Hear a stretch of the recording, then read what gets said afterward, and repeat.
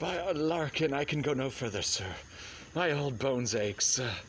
He is a maze trod indeed through 4th nights and meanders. By your patience, I needs must rest me. Oh, Lord, I cannot blame thee, who am myself attached with weariness to the dulling of my spirits. Sit down and rest. Even here I will put off my hope, and keep it no longer for my flatterer. He is drowned whom thus way straight I find, and the sea marks our frustrate search on land. Well, let him go. I am right glad, but that he's so out of hope. Do not for one repulse forego the purpose that you resolve to effect. The next advantage we will take through thee. Let it be tonight. For now they are oppressed with travel. They will not nor cannot use such vigilance, and when they are fresh. I say tonight, no more. What harmony is this? My good friends, hark! Marvelous sweet music. Give us, kind keepers, heavens, what were these? A living drollery.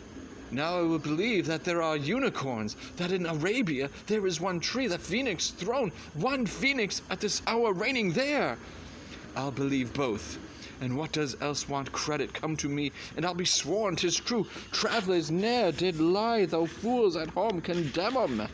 If in Naples I should report this now, how would they believe me? If I should say I saw such islanders? For certes, these are peoples of the island, who though they are of monstrous shape, yet note, their manners are more gentle kind than of our human generation you shall find many, nay, almost any. Honest Lord, thou hast said well, for some of you that present are worse than devils. I cannot too much muse, such shape, such gesture, and such sound expressing, although they want the use of tongue, a kind of excellent dumb discourse. Praise in departing, they vanish strangely. No matter, since they have left their viands behind, for we have stomachs. Will it please you taste of what is here? Not I. Faith, sir, you need not fear. When we were boys, who would believe that there were mountaineers, dewlapped like bulls, whose throats had hanging at 'em wallets of flesh? Or that there were such men whose heads stood in their breasts, which now we find each putter out of 5 for 1 will bring us good warrant of. I will stand to and feed, although my last no matter, since I feel the best is past. Brother, my lord the Duke, stand to and do as we. You are 3 men of sin, whom destiny, that hath no to instrument this lower world, and what is in it, the ne'er surfeited sea hath caused to belch up you, and on this island where man doth inhabit, you amongst men, being most unfit to live, I have made you mad, and even with such like valour men hang and drown their proper selves.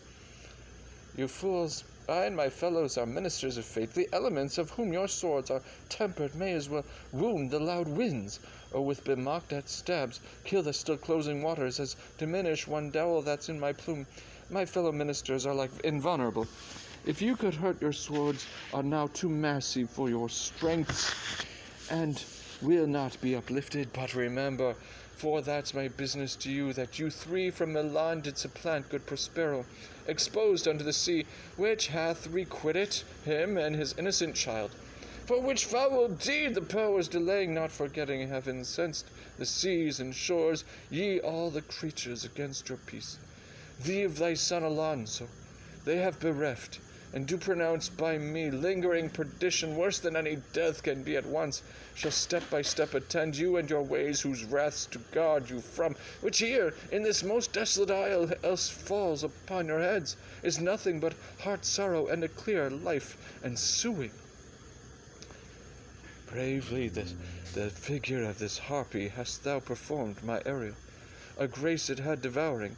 Of my instruction hast thou nothing bated in what thou hadst to say, not with good life. An observation strange, my meaner ministers their several kinds have done. My high charms work, and these, my enemies, are all knit up in their distractions. They now are in my power.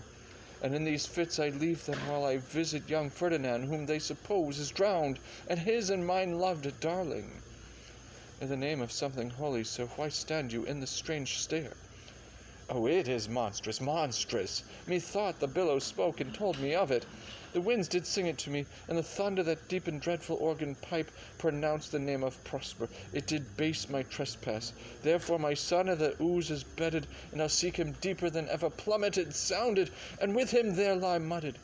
But one fiend at a time I'll fight their legions o'er. I'll be thy second. Of 3 of them are desperate, their great guilt like poison given to work a great time after. Now gins to bite the spirits, I do beseech you, that are of suppler joints. Follow them swiftly and hinder them from what this ecstasy may now provoke them to. Follow, I pray you,